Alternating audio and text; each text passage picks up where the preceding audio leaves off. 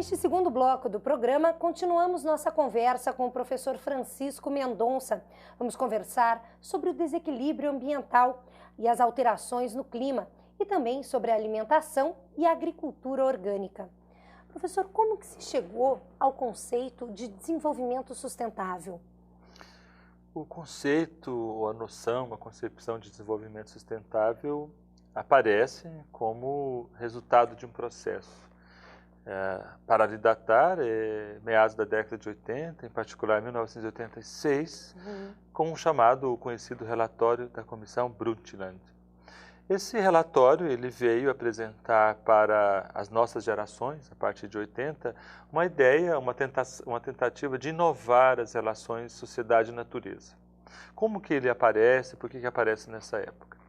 Quando nós falamos em problemas ambientais, em crise ambiental, nós sempre nos referimos ao momento em que elas tomaram maior vulto. A década de 60, pós-guerra na Europa, nos Estados Unidos, e em particular na década de 60 do século passado, tomou-se a consciência, particularmente nos países desenvolvidos, de que a população crescia demais no mundo, os recursos não atenderiam a essa demanda crescente de alimentos, por exemplo, e era preciso então tomar cuidado com essa relação que apareceria logo conflituosa. Ou seja, a Terra não daria conta em tempo curto de abastecer a todas as pessoas com alimento, por exemplo.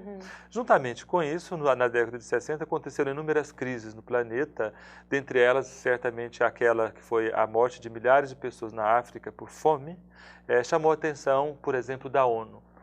E, nesse contexto, também houve um anúncio equivocado para a época, mas era resultado das condições técnicas de então, de que os recursos energéticos fósseis, petróleo, não daria condições para a sociedade continuar vivendo dessa maneira por mais 50 anos. Ou seja, criou-se a ideia de que até o ano 2000, 2010, o petróleo no mundo acabaria.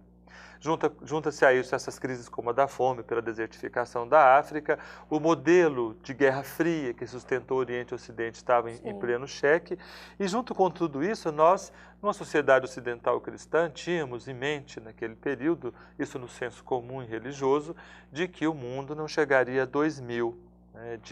A mil passará, de 1000 passará, 2 não chegará. Esses ditados, veja, você está falando de um momento histórico muito definido, o contexto de pós-guerra, ameaça com o fim da vida, pela religião, pelos recursos, enfim. Isso criou um cenário extremamente negativo no Ocidente. E nele as lutas ambientais tomam vulto, porque um dos elementos era a pobreza ou a degradação do ambiente, junto com a pobreza da população no mundo, que se tornava muito importante. Enfim, daí vai vir a chamada reunião do Grupo de Roma, Clube de Roma, que nos anos 60 significa a reunião de vários países no mundo para tentar buscar formas novas de enfrentar esse desafio da continuidade da vida e da economia. Esse grande fórum dá como saída a Conferência de 72 em Estocolmo, a Conferência Mundial do Meio Ambiente de 72. Nesse íntere de final dos anos 60 e começo de 70, começam a ser gestadas essas ideias de como é que o desenvolvimento tinha que ser organizado, em que desenvolvimento a sociedade teria que se pautar para continuar existindo, tendo aí a natureza, o ambiente, como o seu aliado primeiro, porque aí está a base da vida. E aí vem em primeiro lugar as ideias de desenvolvimento socialmente justo, ecodesenvolvimento, que são ideias mais abertas no âmbito da academia, das universidades, que querem fazer uma integração entre desenvolvimento econômico, desenvolvimento social e desenvolvimento da natureza ou ambiental. Bom, essa discussão toda prossegue, ela vai em frente, mas a população no mundo inteiro continua degradando muitíssimo o planeta, a consciência ambiental não cresce muito, exceto em alguns países envolvidos. E nesse ínterim, nos anos 80, então, com a reunião da Comissão Brundtland, se cria a ideia de desenvolvimento sustentável. O que está por trás desta ideia, ainda que nós tenhamos que discutir muito e refletir muito sobre ela, é que o desenvolvimento econômico das sociedades deveria continuar, mas sob um patamar em que a responsabilidade e a preocupação com o meio ambiente fosse muito grande para garantir a vida das gerações futuras. Esse é o enunciado do desenvolvimento sustentável. Desenvolvimento com responsabilidade, entre aspas, social e ambiental, pensando na continuidade da vida do futuro. Foi lançado, gerou uma polêmica imensa, ele continua gerando polêmica porque ele ainda continua com certo viés mais econômico que socioambiental.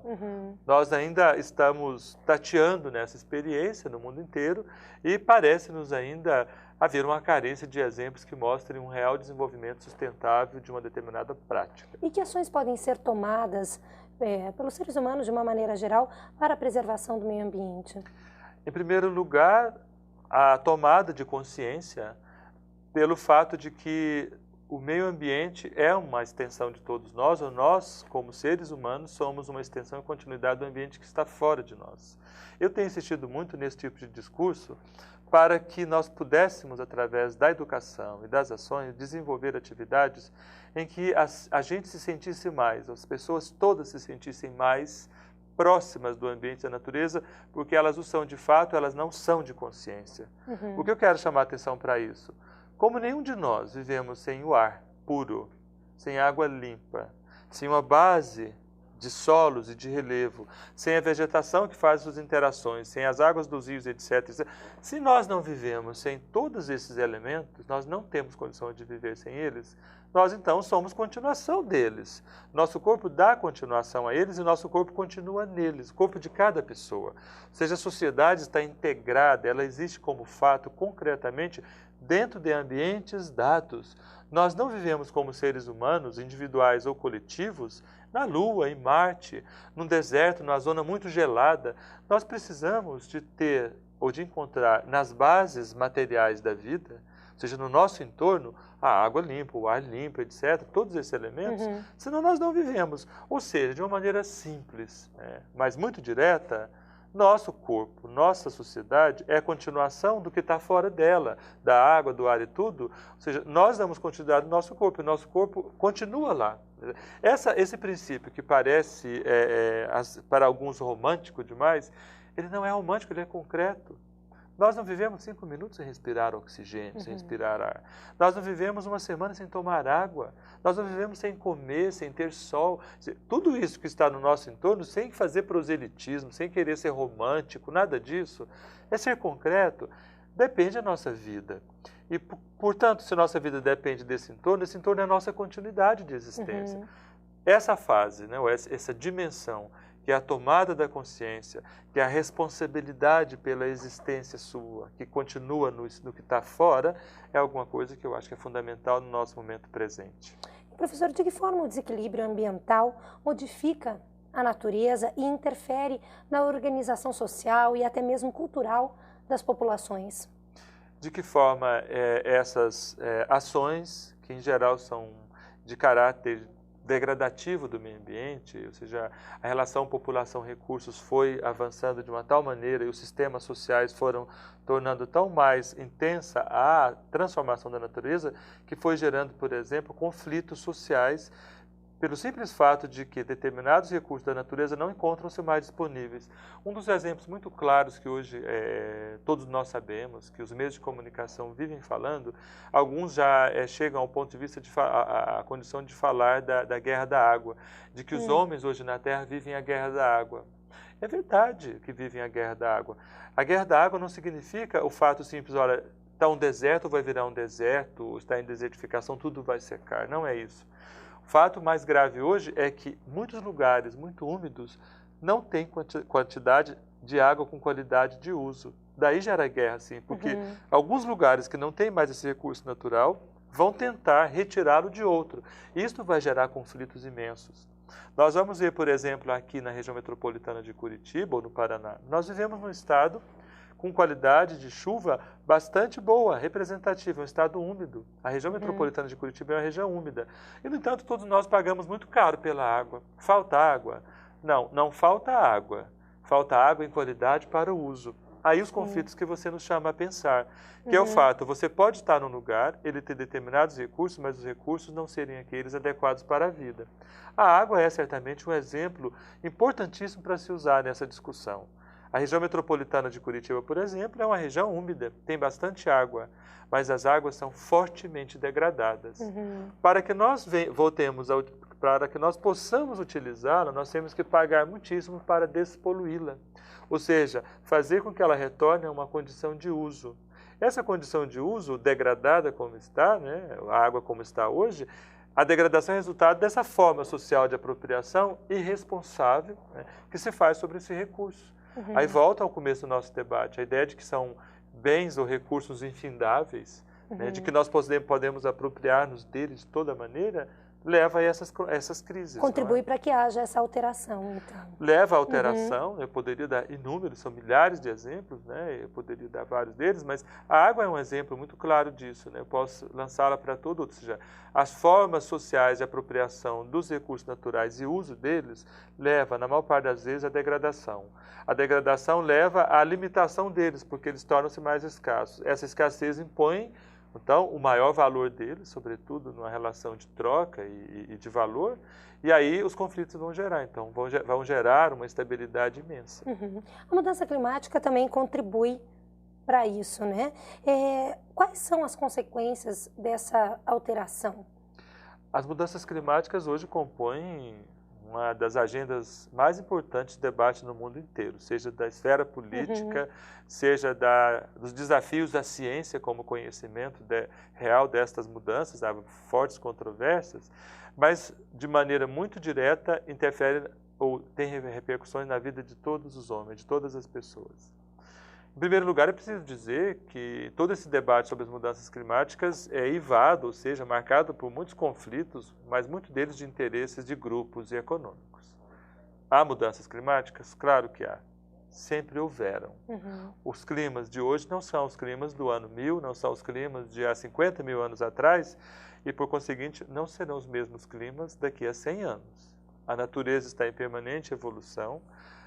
Todos os elementos dela, e o ar é um dos componentes da natureza, é um dos elementos, eles estão em permanente alteração. Agora, o que se coloca como debate hoje, e que nos chama todos a refletir muitíssimo, é o fato de que parece estar havendo uma aceleração do ritmo de alteração da natureza e do clima, e que alguns cientistas, há uma corrente forte que acredita nisso, a Terra estaria passando na sua atmosfera para um aquecimento forte dos próximos 50, 70 anos. Isso vai ter repercussões sérias na vida de todo mundo.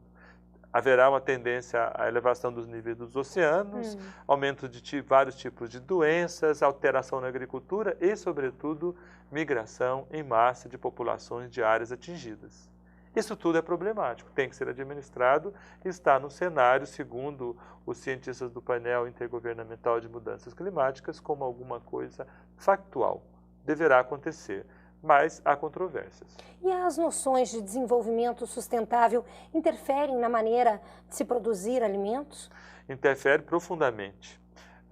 Ainda que a gente não tenha, como eu falava, exemplos tão claros de aplicação do desenvolvimento sustentável como política aplicada, de resultados de mudanças nos padrões de produção econômica, ainda assim, a discussão sobre desenvolvimento sustentável, o uso exagerado desse termo e as discussões que isso suscitou, foram introduzindo essas discussões mudanças em algumas perspectivas de produção e consumo.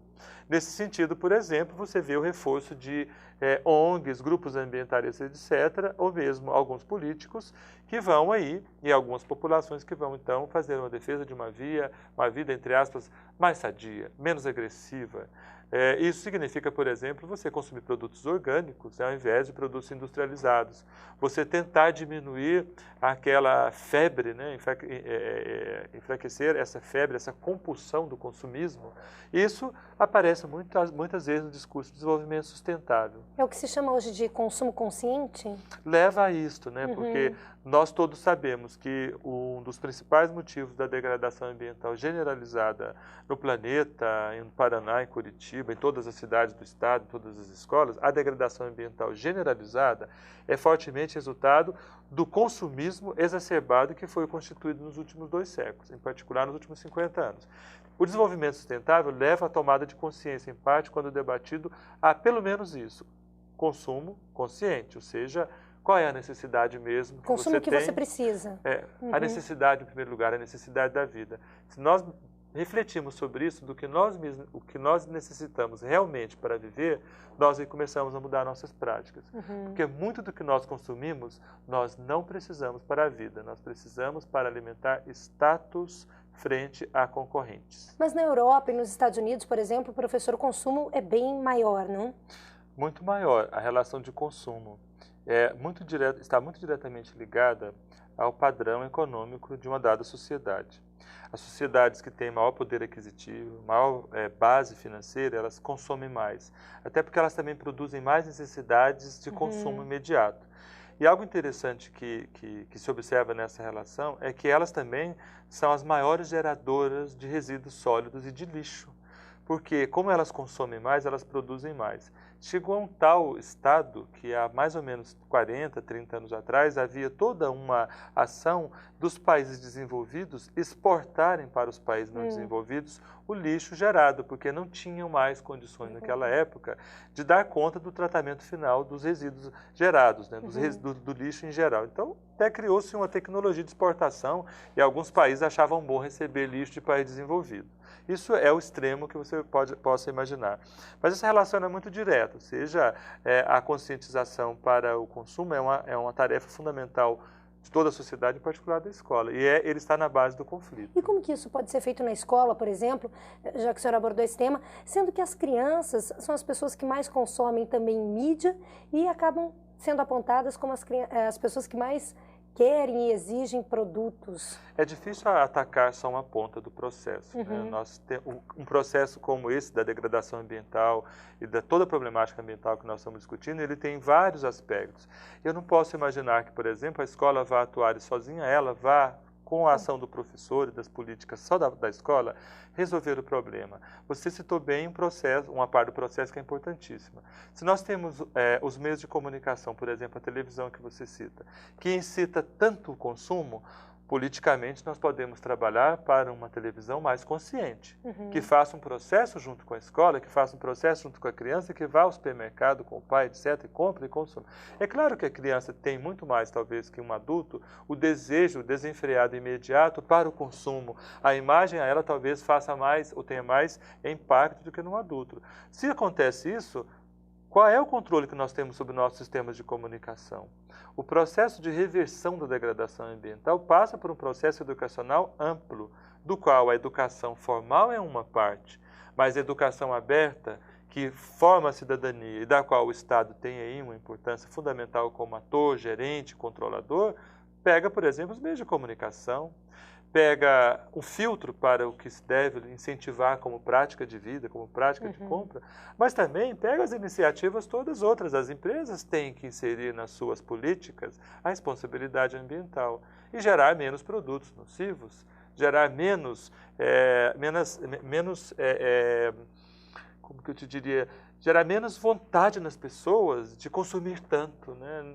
Certamente a crise que nós estamos vivendo, ela leva a isto, da mudança de concepção do que é a vida que a gente precisa consumir, sim, sobretudo necessário. Ok, já voltamos a conversar sobre isso. No próximo bloco, conversamos sobre o lixo produzido pela humanidade e as alternativas de reciclagem.